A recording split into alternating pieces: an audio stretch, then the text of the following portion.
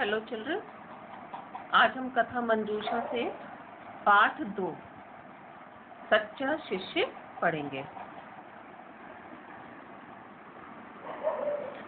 प्राचीन काल में वर्तमान समय की तरह पुराने समय में आज के समय, वर्तमान यानी आज के समय की तरह स्कूल कॉलेज नहीं होते थे।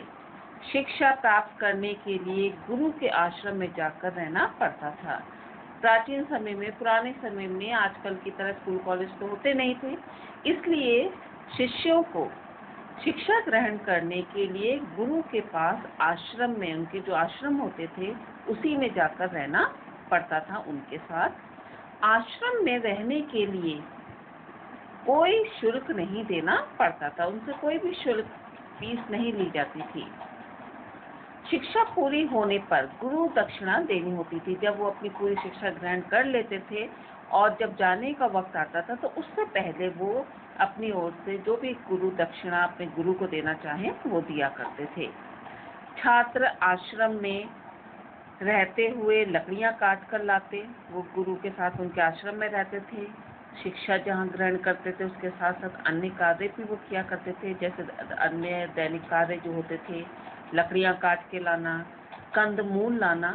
कंदमूल बच्चों वे पौधे होते हैं जिनकी जड़ों को खाया जाता है, तो वो कंदमूल लाया करते थे। भिक्षा मांग कर लाते थे, भिक्षा यानी आसपास जो गांव होते थे वहां जाते थे, भिक्षा मांगा करते थे और उन्हें जो कुछ भी वहां लोगों से मिलता था उसे लेकर आ जाया करते थे। इन सभी कार्य को करते हुए वे वहां आश्रम में रहते थे। ये आश्रम भी नगर से दूर जंगल में होते थे। ऐसा नहीं था कि उनके अपने घर के आसपास ही ये आश्रम हुआ करते थे, बल्कि गुरु के साथ वो आश्रम में बहुत दूर जंगल में रहा करते थे। आश्रम, क्योंकि गुरुओं के आश्रम जो थे वो जंगलों में हुआ करते थे। इन आश्रमों में राजकुमार हो या फिर कोई गरीब, सभी के साथ एक जैसा व्यवहार किया जाता था। वहाँ हर तरह के लोग आते थे, गरीब भी शिक्षा ग्रहण करने आते थे गुरु के पास, धनदांडे लोग भी आया करते थे, राजकुमार भी आया करते थे। लेकिन वहाँ गुरु के सामने या गुरु के आश्रम में रहते हुए सभी एक समान थे और सभी को एक ही प्रकार से, एक ही तरह से कार्य करना पड़ता था। सभी शिष्यों को अपने सभी काम स्वयं करने होते थे। एक नगर के पास जंगल में इसी प्रकार का एक आश्रम था। उसमें बहुत सारे विद्यार्थी रहते थे। वहाँ के ऋषि उन्हें धर्म संबंधी, नीति आचरण संबंधी, शस्त्र और शास्त्र यानी औजार चलाना, शास्त्र यानी वेदों का ज्ञान कराना आदि, इन सब की शिक्षा दिया करते थे। शिक्षा प्राप्त करने के लिए उनके माता पिता उन्हें बचपन में ही आश्रम में छोड़ जाते थे। यानी उनको शिक्षा ग्रहण करने के लिए उनके माता पिता, जो शिष्यों के जो माता पिता होते थे, वो उनको बचपन में ही उस आश्रम में छोड़ जाया करते थे। और किसी भी शिष्य के माता पिता शिक्षा पूरी होने तक आश्रम में कभी नहीं आते थे। अब इनमें से कुछ छात्र बड़े हो गए थे, यानी इस आश्रम में जिसकी बात की जा रही है यहाँ पर, जो शिष्य गुरु के साथ रहकर आश्रम में शिक्षा ग्रहण कर रहे थे, अब उनमें से कुछ छात्र जो थे बड़े हो गए थे और उनकी शिक्षा पूरी हो गई थी। शिक्षा पूरी होने के पश्चात ऋषि ने उनकी परीक्षा लेने का निश्चय किया। उन्होंने सोचा कि अब इनकी परीक्षा ली जाए, इनको जो भी शिक्षा दी गई है, जो भी कुछ सिखाया गया है अभी तक, उसमें ये कितने सफल होते हैं ये देखने के लिए उन्होंने उनकी परीक्षा लेने का निश्चय किया। उन्होंने परीक्षा लेने की बात अपने शिष्य को नहीं बताई। उन ऋषि की एक पुत्री भी थी, वह अब बड़ी हो गई थी। ऋषि उसका विवाह भी करना चाहते थे। उन्होंने सोचा, यदि मुझे इन विद्यार्थियों में से ही कोई सुयोग्य वर मिल जाए तो उससे ही मैं अपनी पुत्री का विवाह करा दूंगा। ऋषि ने इसके लिए एक उपाय सोचा। इस उपाय के द्वारा वे अपने छात्रों की परीक्षा भी ले सकते थे और उनमें से सुयोग्य अच्छा वर भी ढूंढ सकते थे। अगले दिन ऋषि ने सभी शिष्यों को अपने पास बुलाया और उन्होंने उनसे कहा, मैंने तुम्हें सभी विषयों की पूर्ण शिक्षा दे दी है। अभी तक तुम आश्रम के नियमों का पालन करते रहे हो।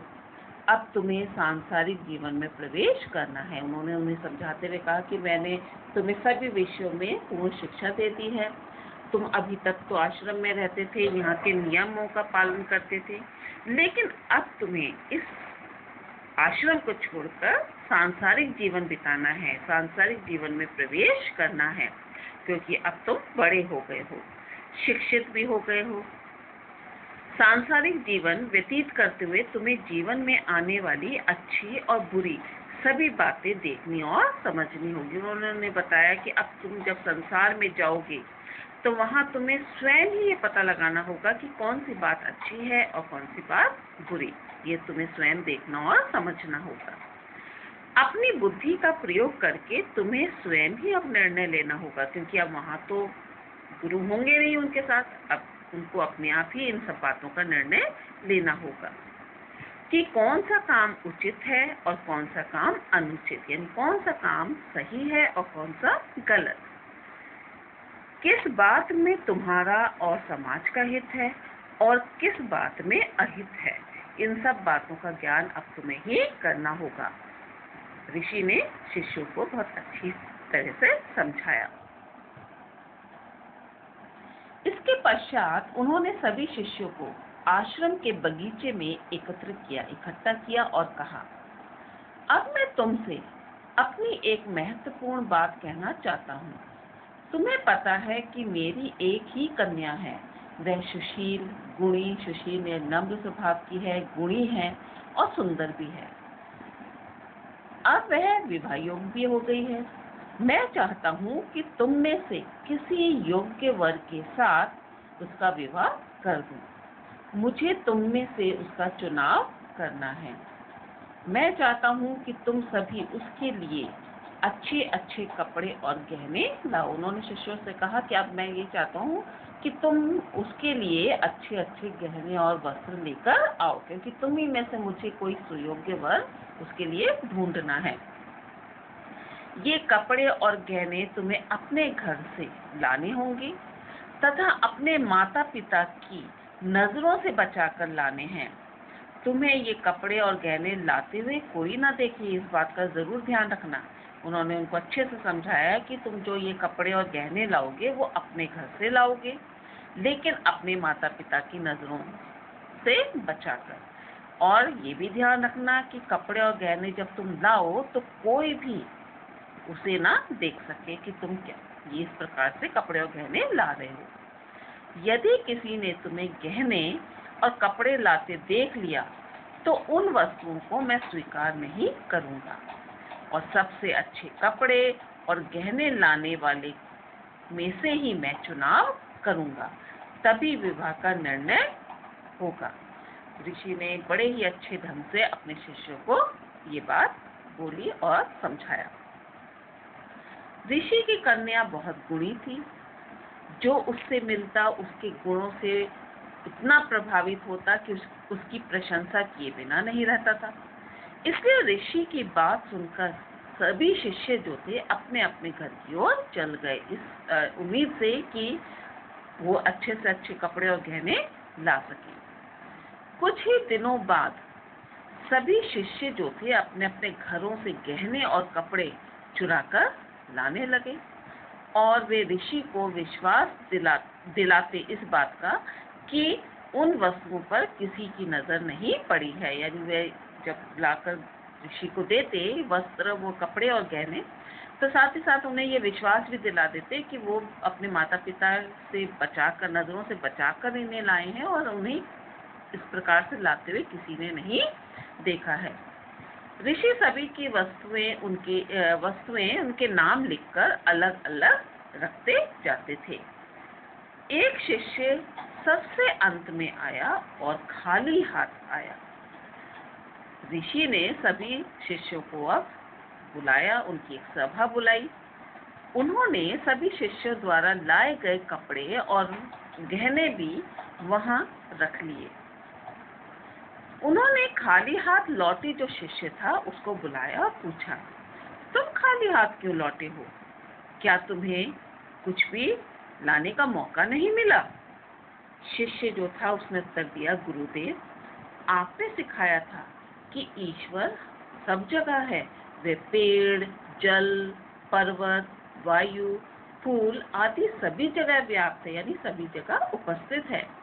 फिर भला यह कैसे संभव है कि मैं आपके पास ऐसी वस्तु लेकर आऊं जिसे किसी ने भी ना देखा हो? ईश्वर तो हर समय देख ही रहा है ना। उसने गुरु को समझाया कि मैं ऐसी वस्तु कैसे ला सकता हूँ, चाहे मैं इंसानों से, मनुष्यों से छिपा तो लूं, लेकिन ईश्वर से मैं वस्तुओं को कैसे छिपा सकता हूँ, क्योंकि ईश्वर का वास तो हर जगह है। घर से माता पिता की नजर बचाकर कुछ भी लाना चोरी कहलाता है। आपने हमें चोरी ना करने की सलाह दी है। इसके साथ ही आपने कहा था कि अब हमें सोचना है कि कौन सा काम सही है और कौन सा गलत। चोरी करना गलत काम है।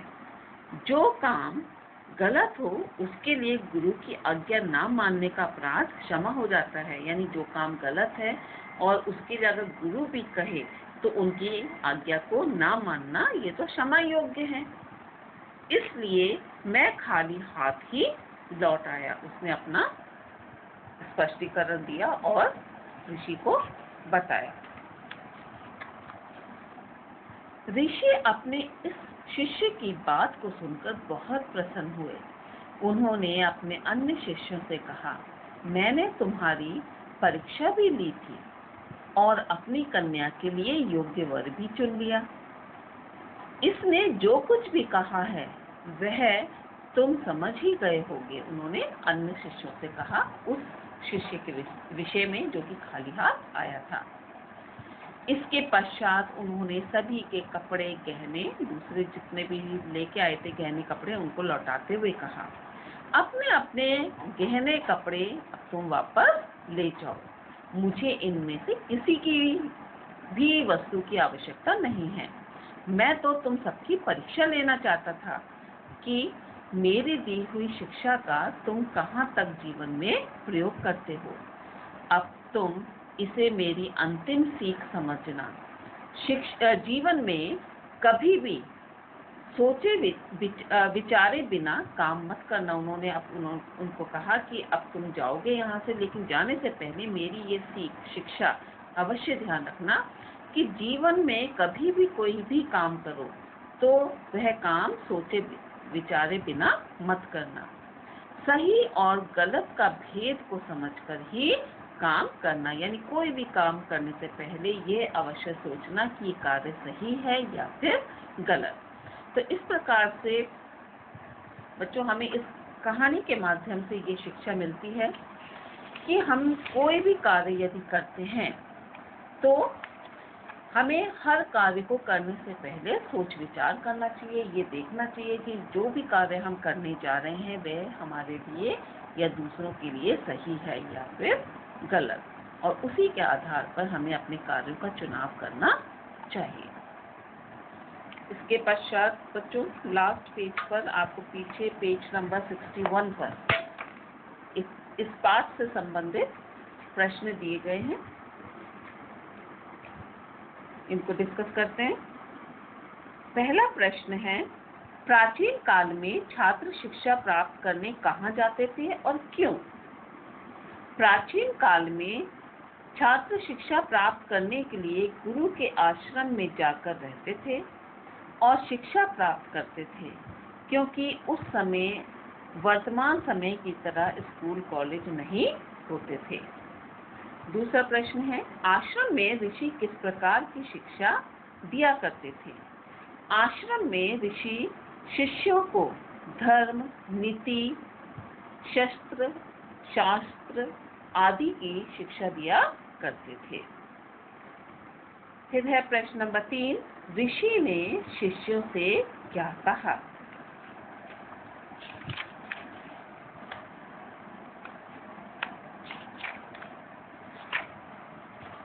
ऋषि ने शिष्यों से कहा,